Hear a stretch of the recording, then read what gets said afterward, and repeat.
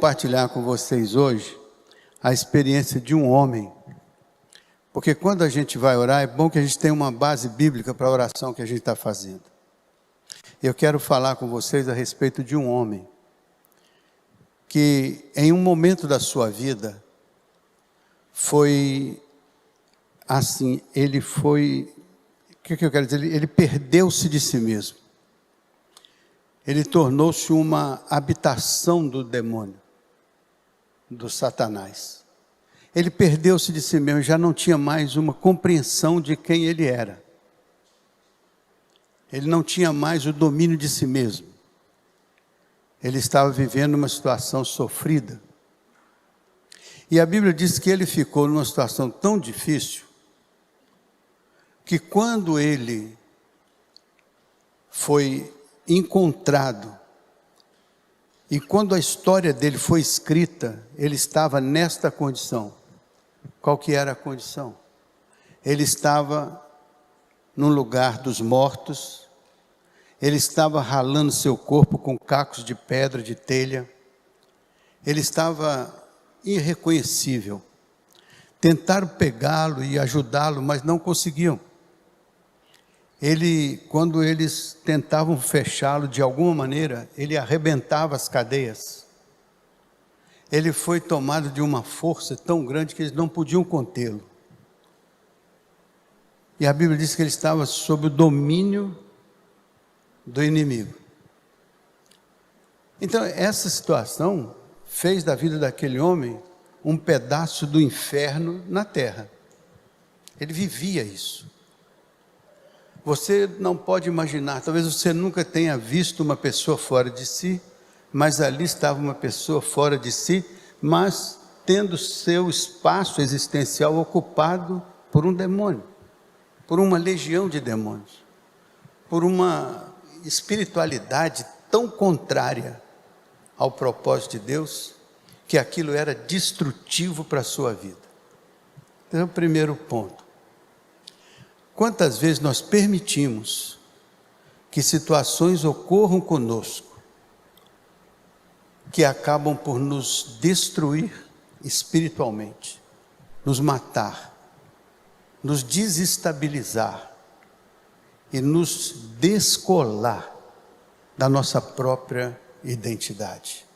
Quando o inimigo assume o lugar que deveria ser o lugar de Deus, mas ainda que não fosse o lugar de Deus, não fosse algo que a gente não possa controlar e nem administrar naturalmente na vida da gente.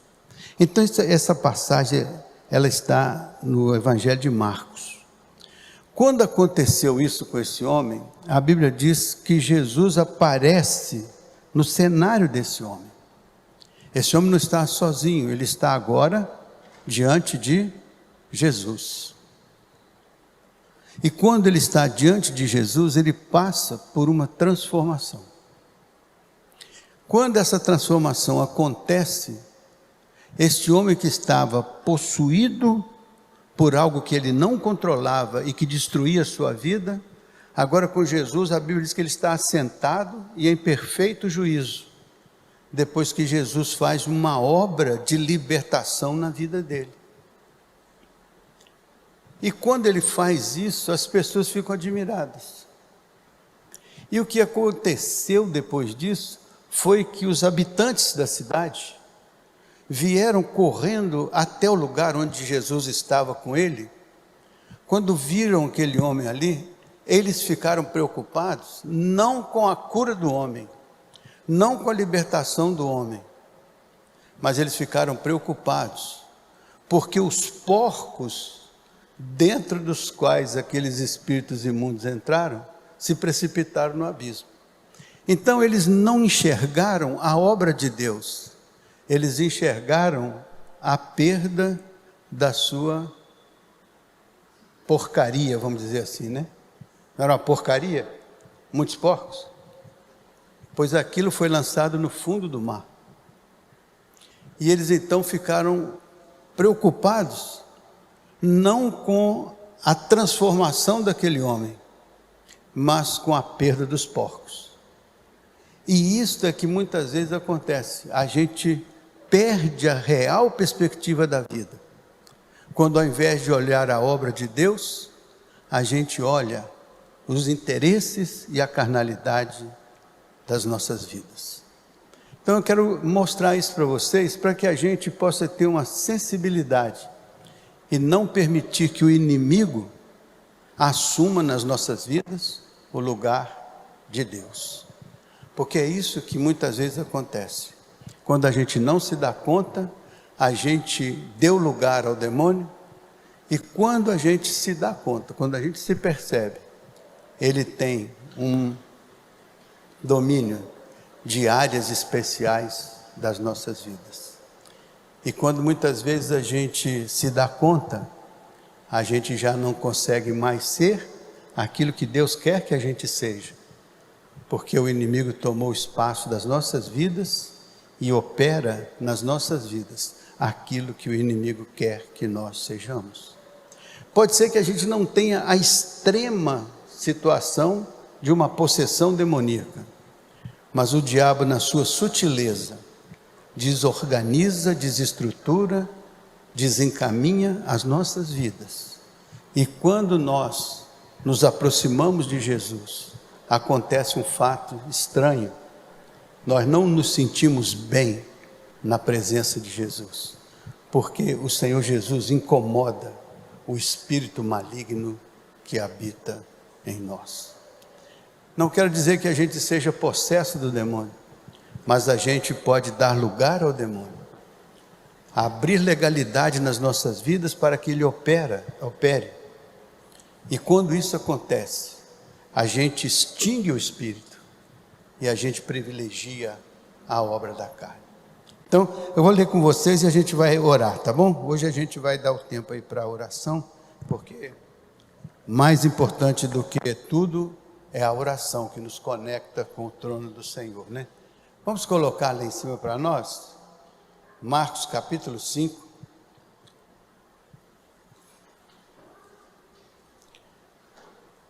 Marcos capítulo 5, verso 1 aí, vamos ver? É só uma leitura que, à medida que a gente lê, a gente vai refletindo nisso que eu falei, e ver se faz um quadro na sua mente e no seu coração, tá bom? Entre mentes chegaram a outra margem do mar, está falando aí do mar da Galileia, que na verdade é um grande lago, né?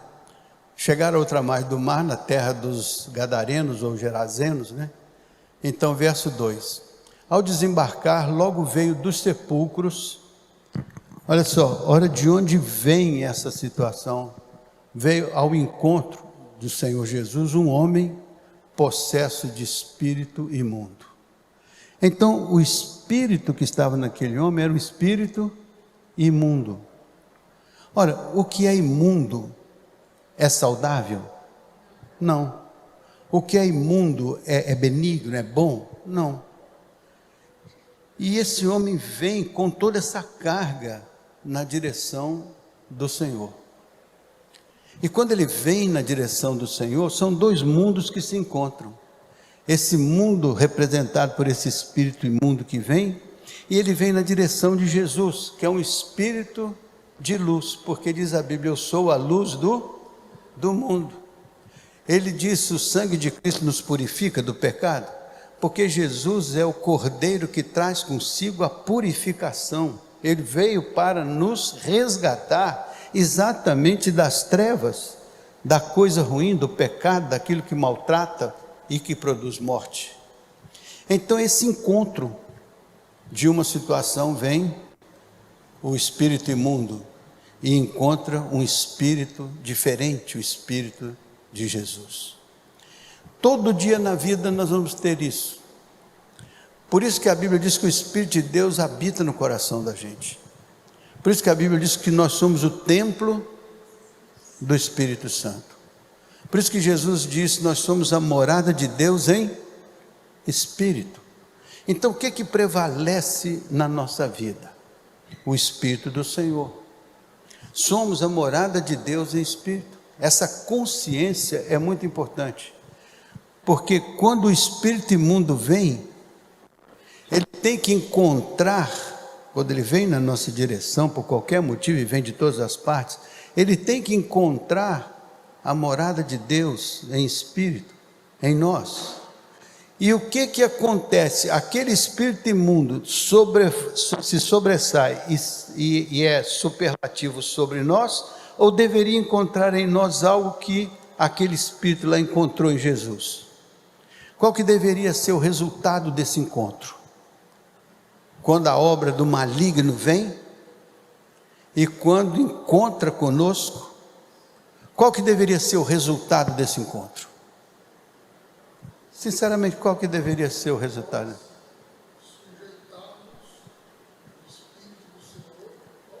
Então vamos ler o que aconteceu. Eu entendi. Nós teríamos que ser uma resistência ao avanço desse espírito imundo. Mas mais do que uma resistência, nós teríamos que ter a capacidade de transformar o espírito imundo, aquele espírito dominado, aquela situação, deveria sermos capazes de, pela nossa vida e pelo espírito que habita em nós, ser um instrumento de libertação para aquele que está aprisionado naquela situação. O certo é a gente representar na terra a obra de Deus, o Espírito de Deus, para que quando aquilo que é do mal ou ruim chegue no ambiente em que nós estamos, haja uma libertação, alguma transformação, não do poder do diabo sobre nós, mas o poder daquele que habita em nós e através de nós manifestar-se no mundo, como aconteceu nesse texto aqui. Vamos ver o verso seguinte. Olha, eu estou falando isso só para vocês perceberem o poder que existe dentro de vocês, o poder que existe na vida de vocês, o poder que Deus colocou dentro de cada um de nós. E esse poder não deve ficar como alguma coisa, como uma relíquia que está ali, como um discurso teórico, mas tem que ser a manifestação do divino no nosso caminhar, no nosso falar, no nosso agir, no nosso ser, para que o que vem de fora, seja de que natureza for, não encontre lugar na nossa vida, não encontre penetração na nossa área de influência, não encontre espaço onde realizar, ou onde trazer a sua imundícia para estabelecer um predomínio no meu espaço, no meu ambiente. Olha lá, este homem vivia nos sepulcros, e nem mesmo com cadeias alguém podia prendê-lo. Próximo. Ele vivia nos sepulcros, né? Próximo, por favor, 4. Porque tendo sido muitas vezes preso com grilhões e cadeias, as cadeias foram quebradas por ele, e os grilhões despedaçados, e ninguém podia. Então ele tinha uma força sobrenatural, embora fosse um espírito imundo, embora tivesse as características de um homem possuído pelo inimigo, a Bíblia diz que ele tinha uma força, e era uma força tão grande que ninguém podia subjugá-lo. Então ele tinha implicitamente nele um poder que ali estava se manifestando, e era evidente para todo mundo, porque ninguém conseguia controlá-lo, ninguém conseguia dominá-lo. Olha, uma força contrária à força do Espírito, a força de Deus. Essa força não é uma força que comunga com a força de Deus, é uma força que conflita com a força de Deus, com o poder de Deus. Não conflita? Tanto que quando acontece a sequência, veja só, o verso 5, andava sempre de noite e de dia, clamando por entre os sepulcros e pelos montes, ferindo-se com... Então era uma força destrutiva. Aquilo marcava a vida daquele homem. E quantas vezes uma força diabólica, se às vezes nem percebemos, porque aquele homem não tinha consciência disso, ele só era um espaço onde o demônio estava dominando. Só que aquele homem tinha uma força tremenda, ele era forte, mas a sua força destruía a sua própria vida. A força do inimigo não faz nenhum bem para nós, ela faz nos destruir, ela faz nos desqualificar. Então esse homem com essa potencial força, ele estava se autodestruindo. Então pense que o inimigo nunca quer uma coisa boa para você. Ele pode se transformar em anjo de luz para te enganar, para te iludir. Mas no final das contas, o que ele quer é fazer que você ou se iluda, e que você dê o espaço que ele procura para realizar a sua obra. A obra dele é destruir o propósito de Deus, o plano de Deus para a sua vida. E o plano de Deus para a sua vida é que você seja vencedor, abençoado, rio de águas vivas, fonte poderosa. Então esse inimigo lá tem força, mas o inimigo, a gente tem que entender que mesmo que ele se apresente de uma maneira especial diante de nós, ele não tem o propósito de nos edificar, ele não tem o propósito de nos engrandecer, de nos abençoar, ele tem o propósito de destruir, porque olha o que ele fez com quem estava transportando a sua vida. Ele anulou uma vida, ele calou uma vida, e assumiu o protagonismo de uma vida. Assim que o diabo faz, ele toma a vida da gente, e a gente começa a não pensar pela gente mesmo, a gente começa a refletir o pensamento diabólico e satânico. E às vezes o possuir do demônio não é um possuir de uma situação como essa que se manifesta agressivamente, é aquele anjo de luz sutil que se aproxima de nós e que vai nos dialogando conosco, como ele fez com Jesus no deserto. Olha, se você prostrado me adorar, todo este mundo eu te darei. É essa situação que muitas vezes se apresenta, não com essa grosseria, mas com a sutileza. E porque a gente às vezes não tem o discernimento espiritual, a gente acaba cedendo. Por isso que a Bíblia diz, não deis lugar ao... Porque quando você dá lugar, não é porque ele invadiu, não é porque ele tomou sua vida, não é porque você se tornou possesso, é porque você permitiu a presença dele no seu ambiente de raciocínio, de pensamento, de sentimento, né? É quando você, sem perceber, abre um espaço para aquilo que é anticristo na sua vida, aquilo que é contrário ao Espírito de Deus na sua vida. Por isso que a Bíblia diz, não extingais o Espírito, porque se você não se reveste dessa armadura, dessa proteção de Deus, se você não tem esse cuidado, pode ser que inadvertidamente você se torne um campo aberto, fértil para o inimigo, que sutil e sorrateiramente entra e trabalha na nossa mente. Por isso que a Bíblia diz assim, transformai-vos pela renovação da vossa mente. Por quê? Porque na mente existe o espaço onde o Espírito de Deus habita, mas existe também o espaço onde o inimigo produz a sua tentação, o seu desconexo da vontade de Deus, né? Olha o resultado desse encontro, desse homem naquela condição com o Senhor Jesus. Verso 6, por favor. Olha só. Quando de longe viu Jesus, correu e o adorou. Olha que coisa interessante, essa palavra adorou não é aquela coisa de prestar um culto, é aquela coisa de reconhecer a autoridade e se submeter à autoridade.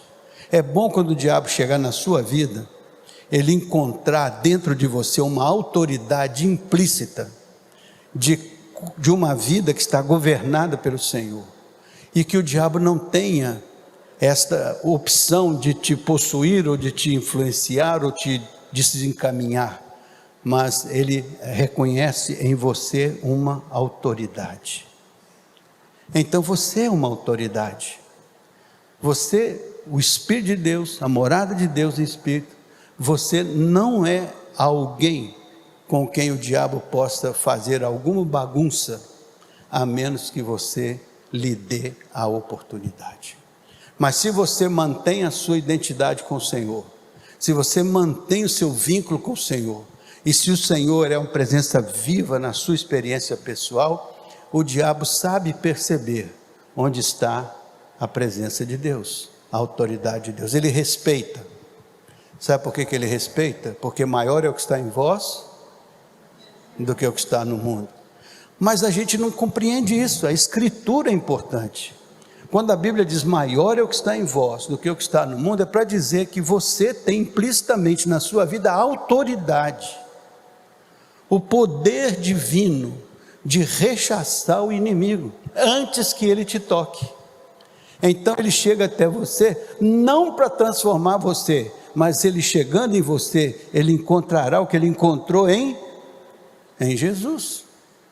Essa que é a grande diferença do crente que tem consciência de quem ele é, filho de quem? Sabe quem é que declara sobre nós a paternidade de Deus? Não é o pastor, não é o diácono, não é você mesmo que declara, eu sou filho de Deus, não é? Na verdade a Bíblia diz, o Espírito de Deus comunica com o nosso espírito, que nós somos o quê? Filhos de Deus. Então Deus faz essa declaração sobre cada um de nós. Quando Jesus foi batizado, a voz que desceu do céu disse, este é o meu, o quê? Filho, o quê? Este é o meu filho amado, em quem tenho todo o meu prazer. Então hoje, esta frase é a mesma para você. Você é meu filho amado, em quem tenho o meu. Então você é um filho de Deus em quem Ele tem prazer.